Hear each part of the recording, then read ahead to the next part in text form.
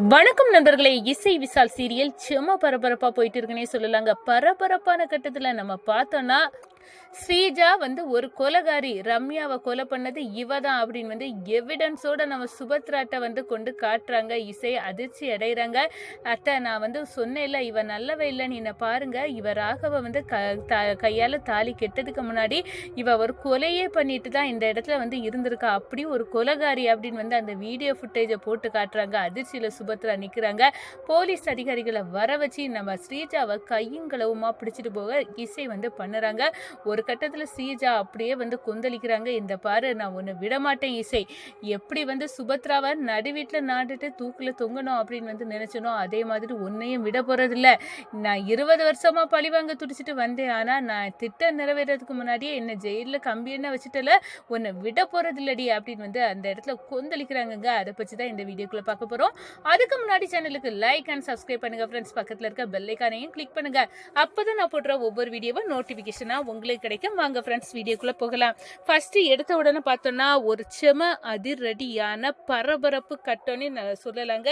நம்ம பழிவாங்கும் திட்டத்தோட நம்ம ஸ்ரீஜா சுபத்ராவுக்கு மருமகள் ஆகிக்கிட்டு அப்படியே இனி அவ்வளவு சொத்து சுகம் எல்லாத்தையும் கைக்குள்ள கொண்டு வந்துட்டு நம்ம இந்த இசையை வீட்டை விட்டு துரத்தணும். அதே நேரத்துல சுபத்ராவை தூக்குல தொங்க வைக்கணும். மொத்த கண்ட்ரோல எனக்கு தான் அப்படின்னு அந்த இடத்துல சந்தோஷமாட்டி இருக்கிறாங்க.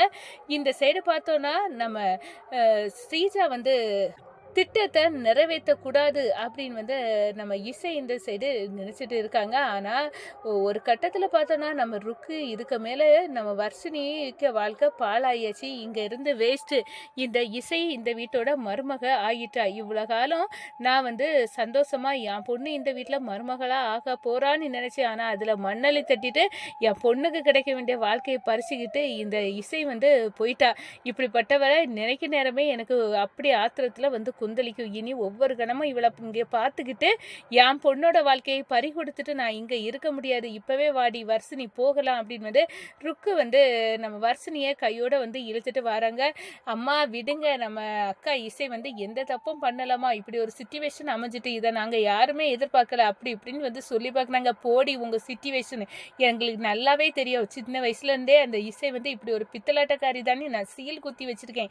அதை யாரு நம்பா, நான் தலைப்பாட அடிச்சுக்கிட்டேனே, இன்னைக்கு நிர்மணம் ஆயிடுச்சுட்டு அப்படின்னு அந்த இடத்துல இனி இந்த வீட்டில் இசையோட பிச்சையில நம்ம வாழக்கூடாது. அவ மருமகளாயிட்டா நம்ம இங்க கூஜா தூக்கிட்டு போற வேலையெல்லாம் ஆகாது அப்படின்னு கையோட இழுத்துட்டு போறாங்க. நம்ம வர்ஷினி எவ்வளவோ கெஞ்சி பார்க்குறாங்க. அவங்க அம்மா கிட்ட விட போறது இல்லை. அப்படியே இழுத்துட்டு போக நேரம் நம்ம சுபத்ரா குடும்பத்துக்கு இந்த சத்தம் கேட்குது. எல்லாரும் வெளியே பார்க்குறாங்க. அப்போ வர்ஷினியே தரன்னு ருக்கு இப்படி இழுத்துட்டு போறாளே, பாவம் வர்ஷினி அப்படின்னு அந்த இடத்துல சுபத்ரா, இந்த பாருங்க சம்மந்தி, நான் உங்கள் வர்ஷினி பாவம் எனக்கு நல்லா தெரியும். அவளுக்கு ஒரு நல்ல இடத்துல கல்யாணம் மாப்பிள்ளை வேற மாப்பிள்ளையை பார்த்து கல்யாணம் பண்ணி வைக்க வேண்டியது என்னோட பொறுப்பு. இங்கேயே இருக்கட்டும் அப்படின்னு சொல்கிறாங்க. அதெல்லாம் நாங்கள் பார்த்துக்கிடுவோம். நீங்கள் இப்போ உங்கள் மருமக இசை தானே, அதை வச்சு நீங்கள் கொண்டாடுங்க போங்க அப்படின்னு ருக்கு அந்த இடத்துல கோபத்தில் பேசுகிறாங்க. விடுதி இசை அப்படின்னு சொல்கிறாங்க. இசை கையை பிடிச்சி கெஞ்சுறாங்க. ருக்குமணியை ஒரு கட்டத்தில் கையெடுத்தும் கும்பிட்டு, சித்தி நான் மன்னிப்பு கேட்டுக்கிறேன், ஆனால் வர்ஷினியை மட்டும் இங்கேருந்து கூட்டிகிட்டு பேராதுங்க அப்படின்னு நல்லாவே சொல்லி பார்க்குறாங்க. இதெல்லாம்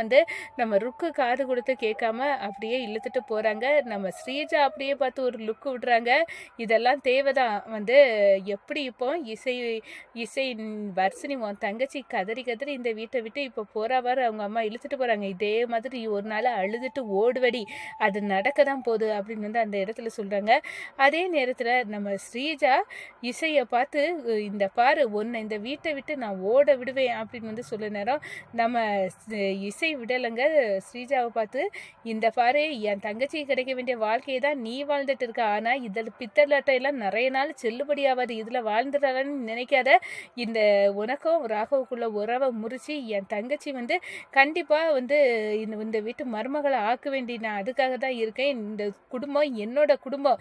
சுபத்ரா அத்தைக்கும் இங்கே யார் இருக்க யாருக்கும் எந்த தீமையும் வராமல் பாதுகாக்க வேண்டியது என்னோட பொறுப்புடி அப்படின்னு அப்படின்னு வந்து அந்த இடத்துல வந்து நம்ம ஸ்ரீஜாவை எதிர்த்து நம்ம இசை பேசுறாங்க. இதெல்லாம் வேலைக்காகாது, நம்ம இப்பவே வந்து நிரூபிக்கணும், இந்த ஸ்ரீஜாவின் முகத்திலேயே கிளிக்கணும் அப்படின்னு வந்து ஒரு முடிவு கட்டிக்கிட்டு அந்த ஹாஸ்பிட்டலுக்கு ஓடுறாங்க. அங்க உள்ள கேமரா ஃபுட்டேஜ் எல்லாத்தையும் எடுக்கிறாங்க. அதுல வந்து ரம்யா துடிக்க வந்து அந்த ஸ்ரீஜா ஆக்சிஜன் குழாய் கோப்பையை எடுத்து வந்து உயிரை விட அந்த எவிடன்ஸை எடுத்துக்கிட்டு அப்படியே வராங்க. வீட்டுக்கு வந்ததும் நம்ம சுபத்ரா கிட்ட போட்டு காட்டுறாங்க. அத்தை, ஒரு கொலகாரி ஸ்ரீஜானி நான் அப்படி தலைப்பாடு அடிச்சோம்ல, அப்ப எல்லாம் நீங்க நம்பல, இதை பாருங்க அப்படின்னு வந்து அந்த இடத்துல போட்டு காட்டணும்னு அப்படியே வந்து நம்ம சுபத்ரா அரண்டு போய் நிக்கிறாங்க. எவ்வளவு தூரம் வந்து இந்த இசை வந்து சொன்னா, நான் எதுவுமே கேட்கல, இசை வந்து ப்ராடு பித்தலாட்டம் அப்படின்னு வந்து சொன்னேன். ராகவும் சொன்னான், அம்மா இந்த ஸ்ரீஜா நல்லவ இல்ல, நீ புரிஞ்சுக்கன்னு சொல்லினாலும் இசையோட பித்தலாட்டத்துல ஒன்னு அவ நம்ப வச்சுட்டாடா அப்படின்னு வந்து நானும் சொன்னேன். இப்போ என் பிள்ளைக்கு தலையில நானே மண்ணள்ளி போட்டுட்டேனே கடவுளே அப்படின்னு வந்து அந்த இடத்துல தலைப்பாடா அடிச்சுக்கிட்டு, சொல்லு ஸ்ரீஜா, நீ எதுக்காக என் வீட்டு மருமகளா வரணும்னு துடிச்ச அப்படின்னு வந்து சொல்ல நேரம், என்ன சுபத்ரா நீ வந்து உன் தெரியாதது மாதிரி நடிக்க, எங்க அம்மா சாவுக்கு நீதானடி காரணம் அப்படின்னு வந்து சொல்றாங்க. என்ன உங்க அம்மா யாரு ஸ்ரீஜா, எனக்கு உண்மையில தெரியல அப்படின்னு வந்து சொல்ல நேரம், 20 வருஷத்துக்கு முன்னாடி எங்க அம்மாவுக்கு ஒரு பாட்டு போட்டியில பிரைஸ் வாங்கினாங்களா, கம்பெனியில வந்து நடந்த பாட்டு காம்படிஷன், அதுல எங்க அம்மா கையில இருந்த பிரேச இந்த இசைக்கு கையில புடுங்கி கொடுத்தது நீதானடி. 20 வருஷம் முன்னாடி உள்ளது. எங்க அம்மா அந்த அவமானத்துல தூக்குல தொங்குனாங்க. நான் பச்சை பிள்ளையாட்டு நான் கதறி அழுதனே. அதை யார் வந்து பார்த்தா, அதெல்லாம் வந்து எனக்கு மட்டுமே, எனக்கும் எங்க அப்பாவுக்கும் தான் அந்த கவலை இருக்கும். எங்க அம்மா சாவுக்கு பழிவாங்க தான் இப்ப நான் உன் வீட்டுக்கு மருமகளா வந்தேன். எங்க அம்மா எப்படி துடிக்க கதறி இறந்தாங்களோ அதே மாதிரி நீ நடு வீட்டுக்கு நடுகாலுக்கு தூக்கு போட்டு வந்து சாகணும்டி, அதுதான் அப்படின்னு வந்து அந்த இடத்துல அப்படியே கொந்தளிச்சு நம்ம ஸ்ரீஜா வந்து சொல்லுறாங்க. சுபத்ராவை பார்த்து அப்படியே அரண்டு போய் நிக்கிறாங்க.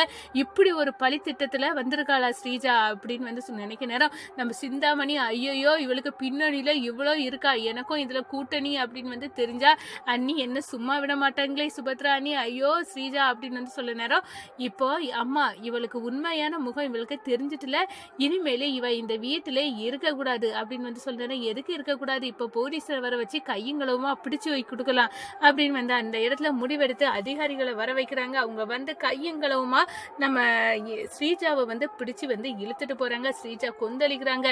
நான் வந்து இந்த வீட்டை வந்து பழிவாங்கணும்னு நினைச்சேன், அதுக்கு முன்னாடியே என்ன வந்து கம்பி என்ன வச்சுட்டு இல்ல, இதுக்கெல்லாம் காரணம் இசை தானே, இசை உன்னை விட மாட்டேன்டி, நான் உன்னை எந்த அளவுக்கு சுபத்ராவை வந்து கொல்லணும் அப்படின்னு வந்து துடிக்கிறேனோ அந்த அளவுக்கு ஓ மேலேயும் எனக்கு வெறுப்பெருப்பு இருக்கு, நான் விட போறதில்ல அப்படின்னு வந்து அந்த இடத்துல வந்து நம்ம ஸ்ரீஜாவை வந்து பழி வாங்கணும் இசைய அப்படின்னு வந்து கங்கணத்தோட வந்து ஜெயிலுக்கு கம்பி என்றாங்க.